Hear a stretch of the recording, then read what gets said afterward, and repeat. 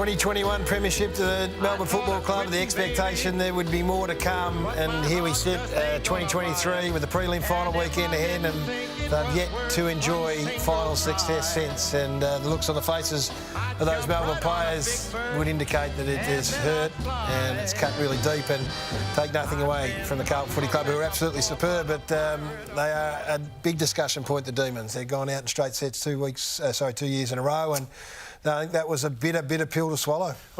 I take an adverse position on to most. I think Melbourne did exceptionally well, especially in the back third of the year. Before they played Brisbane, about 8 or 9 rounds ago, when they first made the decision to drop Brodie Grundy and to change their balance in their forward half, I don't think they were looking like they were going to be able to contend at all. But they put themselves in a position where they were. Bar Petty, bar Melksham, going into being in their team, they dominated in contests and defence. They had more scoring shots than their opposition in both games, lost 2 close games, and we wouldn't be talking about the sub. We wouldn't be talking about anything else. They didn't handle the pressure, though. Have a look at this. So this is just in the 2 games of the final series alone. 51 scoring shots to 36. Now, if you took that on a blank canvas, didn't know what the scores were, how well have you defended? Only 18 scoring shots each for each of your games against, and then still getting 25 yourself. All of these are very good points, well made. No one wants to hear about it. No, I understand that. I know that. But we're only back announcing about all the little decisions because all of that. But there's a reason why we're talking about Tom De Koning. We're lauding Tom De Koning at the start of the show. Yeah, we're in the business about this half an hour. And I understand. You know this better than anyone, and I know what you're saying. And for some Melbourne supporters, this would be nice to hear that they should have won and they had all these looks.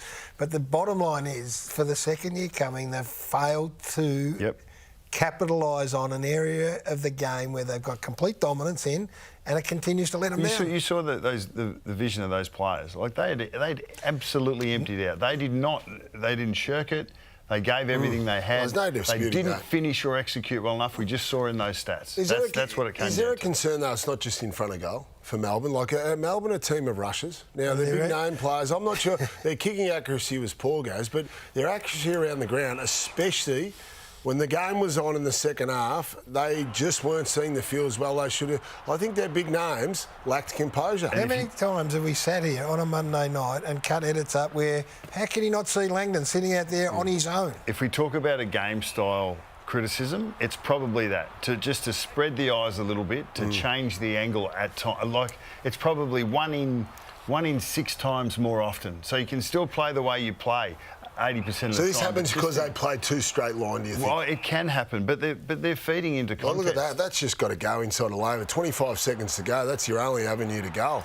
Your only clean avenue. Yeah, so a lot of this narrative is the talent in the group is enough. They have to win. And I was part of that for half a year. You got 3 of the 7 worst kicks in the competition. So we'll get to this in a minute. And they're 3 of you. Well, they're your best players.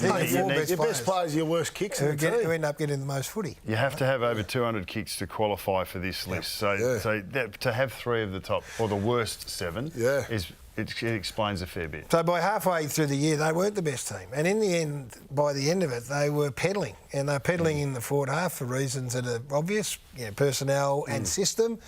The midfield that were almost the standout midfield have been passed. The defence, you can make an argument that May and Lever, Buckley and Taylor go past them. The wingers were the great strength of the footy club for a long time. Now Akers so there are others doing it better. And that's the reality of footy. You stand still or you don't progress at the same rate, then you'll get past. And stop. Melbourne, stop. They're not the most talented team. They're about the 4th most talented. And that reality's got to hit in. So what happens now is...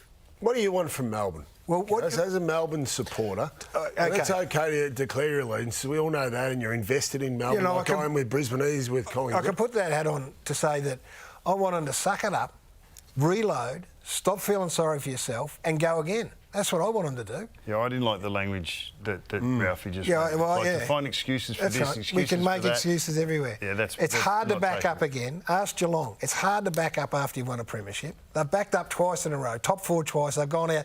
You know what? I want you to back up again and put yourself in a position to win again. And then the message is to McVie, to Rivers, to Bowie, to Salem, get yourself rock hard fit and go and push some of those blokes out of the midfield and then deliver the ball inside 50 better than they do. Yeah. And then I want coaching. I want it coached over summer. Better system, forward of the ball. We don't know everything. We don't know. No way we know everything. And we've got the easiest seat in the business. Like, do we have to put that on the coach bit? I know they made some alterations. The fact that their front half football has been poor for the best part of 3 years. That's right. Now, they fixed it up late in 2021. Granted that, and they won them a Premiership. But apart from that, their front half work's been pretty ordinary. No, it is. So you asked me what I want. I want them to, identify the issue, and blind Freddie can identify. Then I want it coached. I want it coached. I want it coached better. I want the system coached better. Whether you look at teams, look at opposition teams, they're going to be more aggressive with the ball. Giants are doing it. Collingwood are doing it. You might need to change the way you go. But the thing I want most is you suck it up, you cop all of this that's coming at you because you earn it, and you don't feel sorry for yourself, and you reload. And that's what Simon Goodwin needs to do with this group. Well, when you're a top four side that goes out in straight sets, you're going to cop this criticism. And they're not the only rightfully ones. so. And they're not the only ones, because Port Adelaide are in the similar boat. Yeah. And they had an interesting year. They struggled with personnel at times.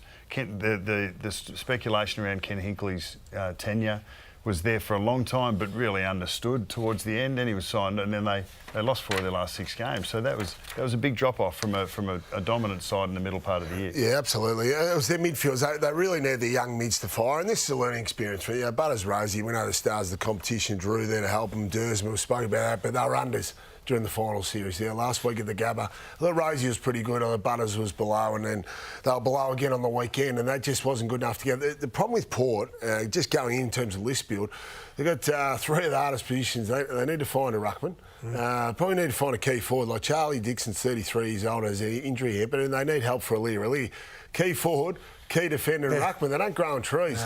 So, yes, they've got a gun young midfield, but they've got some holes that they need to try and fill, and hard positions to fill. Well, Todd Marshall's going to be one of the gun sort of key forwards going forward, but he needs some support. And Ollie Lord looks like he's going to be a likely type.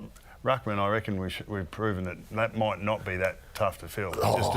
Kieran Briggs has come out of nowhere. We've seen all you need to do is pick one that's big, and he's physical, and he wants to throw his body. Isaac Quaner's waiting, so I've got to get to him. But just let's put the window. So the Premiership window, all year we've been saying this, that they're on the wrong side of the ledger. They're on the wrong side of the line. If you're not, and the Giants are the ones that loom as they're slowly getting there. Another 2 weeks and they'll be in the window. So that would say that GWS are the only team that can't win the flag. Correct. Based the 3 teams. So defensively they've got to sort that out. No problem. Well, and they have in the back end. Yeah, we're going to. No, the Port Adelaide I'm talking about. Sorry, yeah. So the other side of the coin, double straight sets. We referenced last week it only happened once before. That was 2014. It's happened in 2 instances. Yep. Melbourne first. How much of this is Melbourne shot themselves in the foot? Yeah, there's a lot of that. There's a lot of that. I don't care what anyone says. They choked. But that's not throw everything out with the bathwater. They play a really good brand of football, but it needs to get better. But if they continue to play the same brand, Jared, you're going to keep banging your head up against the brick wall because they've lost 4 in a row. Now, Simon Goodwin can come out and say, no, we're going to keep doing this and we're going to be better at it. And if they lose next year, we'll say, why are you doing the same thing, mate? He's a smart man. They will go away and say, right, what do we have to change? Geelong changed under Chris Scott. Now, Chris Scott won't like this, but we'll say, you were too stubborn. You went sideways and backwards. And then you started going forward and you put everyone under pressure and you won the flag. They've got to play with how they move the ball. Now, I'm not going to sit here and say how they should do it. They're intelligent people. They've got to come up with a plan to say, we have got to be better than long bombs. Righto, that's what we work on over summer. It doesn't have to be a dramatic shift, but it has to be a shift. They will change. They have to change, Jared. Yes. They know they have to change. They've got their evidence, don't they? Yeah, of course they have. Of course they have. They're still in it. They'll be reckoning next year. Yep. They will be, but they've got to make change, and they need some luck. Let's be honest. They ran out of luck. They had bad luck at the end in exactly the place they couldn't have bad luck. They had a theory of how to rectify what they knew was their problem, and they lost their 2 pieces. Now, Petty and Melksham are not world beaters, but that was what they had decided, and they lost them both. There's a cruel aspect to it. Oh, no doubt. Petty's turned into Peter Hudson, hasn't he? I know. That's the point I'm trying to make. Yeah. It's not that. But they just needed an in-season solution. He was he that. He looked like he could have been there in season. He was. Now yeah, they have to find. They have the off-season to find a proper and permanent solution. Yeah, still Grundy will go. You know, and it's been a mistake. Some people at the time said it was a good idea. Other people said at the time it wasn't a good idea, and it's played out to be not a good idea. So they'll have to make changes there. But they're hard to find. They are. Key forwards.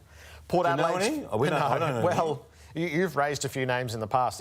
They have such a great draft hand. They have assets and they have money. Like they should be a predator on the terrain. Oh, they will in be these next few weeks. Yeah, they will be. They should pick somebody we wouldn't even think of and go hell for leather at it. Port Adelaide's failure is a bit different. The last time we saw Port was really July, that epic game against Collingwood. It has left me thinking in the aftermath whether it shows how difficult it is to navigate the last year of a coach's contract, and it's very rarely done smoothly. They had a plan. They set their plan for August, and I reckon you could make the case that they played their best footy on the path to August. Their whole season was framed... You're saying that the Kenny announcement derailed them? Or No, not derailed them, but the framing of their season, they played their best footy from round 14 for 13 weeks, and they were unified. They had this great sense of purpose around winning Ken Hinkley the new contract, and by the time it actually mattered September, they were in the gravel. They were in the kitty litter. Yeah, they were. So they it were just unlucky. makes me wonder. I've never really seen a team before that goes, right, our mission is August. Our mission is September. And I just wonder... Is that you're just timing, suggesting that it's it may have been retrofitting. It's just retrofitting what happened. They played their best footy here when you have to be playing your best footy. Yeah, but I don't know if that coincides with Ken Hinkley's re-signing. I mean, all year everyone says, announce it now will really give them a boost. They ran out of luck. They ran out of big luck, and then I think they made a wrong decision to play, for example, Charlie Dixon. You've got to be match hardened to play these qualifying and preliminary finals. You've got to be like week in, week out, building up your body to come in after 7 weeks, 6 weeks missing. You've got no timing, and the others were injured. They ran out of personnel, and they were found wanting in a couple of areas. And they've got to make a decision on Ollie Wines.